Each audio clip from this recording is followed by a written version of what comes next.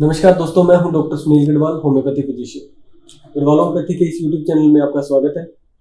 आज हम बात करेंगे अल्सरेटिव कोलाइटिस के एक पेशेंट से जो अब बिल्कुल ठीक हो चुके हैं।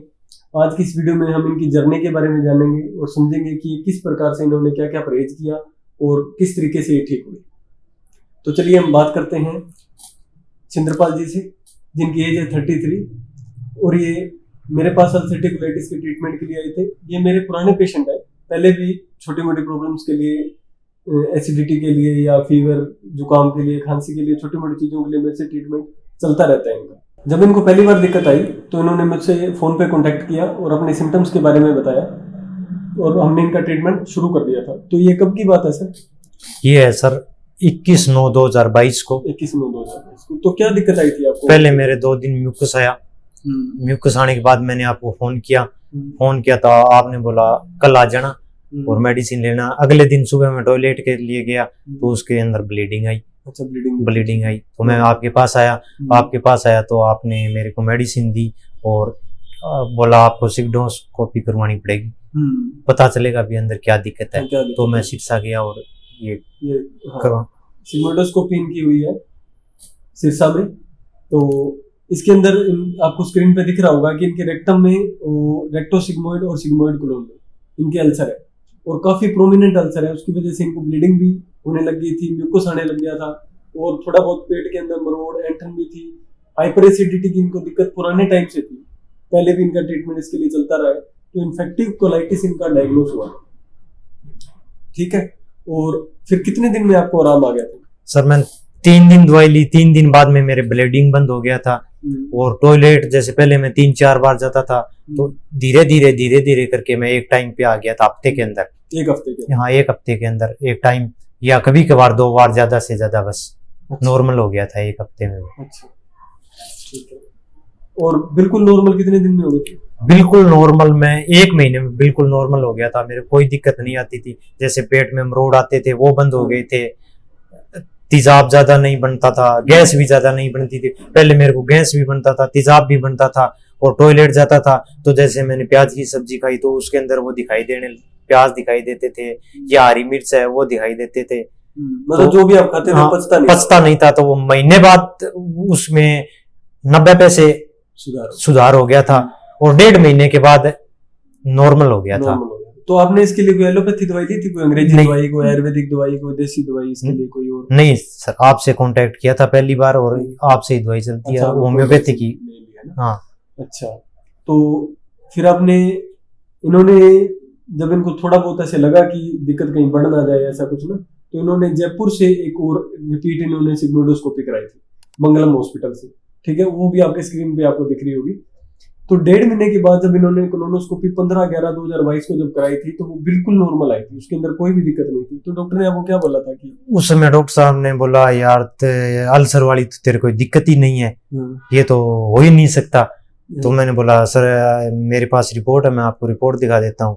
कि यार रिपोर्ट में ऐसा तो होता ही नहीं, आज तक कोई पेशेंट इसका ठीक ही नहीं हुआ।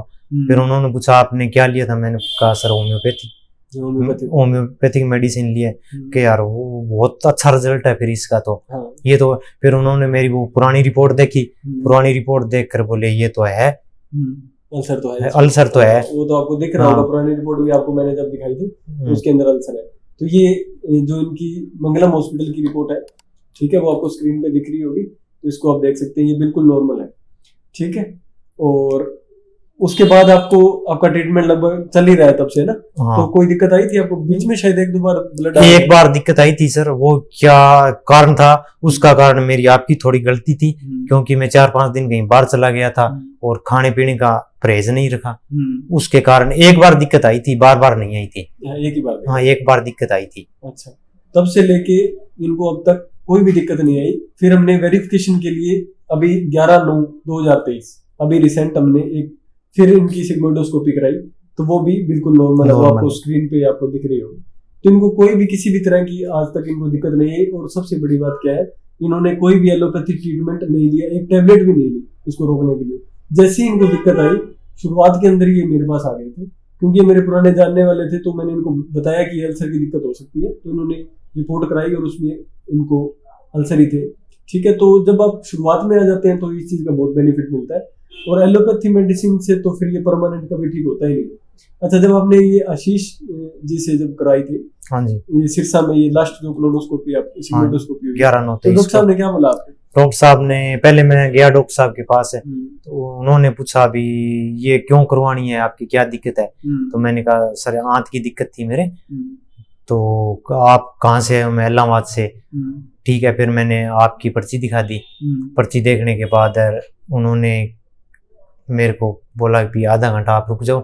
मैं रुक गया। उसके बाद उन्होंने मेरी सिग्मेंडोस्कोपी की, ये की, तब उन्होंने देख कर बोले यार ऐसा तो कोई है ही नहीं। उन्होंने फिर आगे तक मतलब क्लोन तक पूरा ले गए, पूरा चेक किया। चेक करके बाद में मेरे को बोल दिया कि आप 10 मिनट रुको। मैं बैठ गया। उसके बाद में पुरानी रिपोर्ट, ये रिपोर्ट देख कर यार बोले ये तो बहुत मतलब अच्छी बात है भी, एलोपैथी में तो इसका कोई इलाज ही नहीं है, परमानेंट मतलब मेडिसिन चलेगी, मिसाकुल लेनी पड़ेगी और वो शरीर के लिए भी नुकसानदायक है।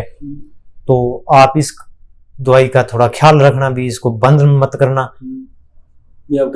अच्छा रिजल्ट मिलेगा। बहुत हैरानी भी, 1 से 5% केस में ऐसा हो सकता है, लेकिन एलोपैथी में कोई ऐसा रिजल्ट नहीं है जो मतलब भी 1 से 5% किसी के हो जाए तो हो सकता है, वरना चांस नहीं है।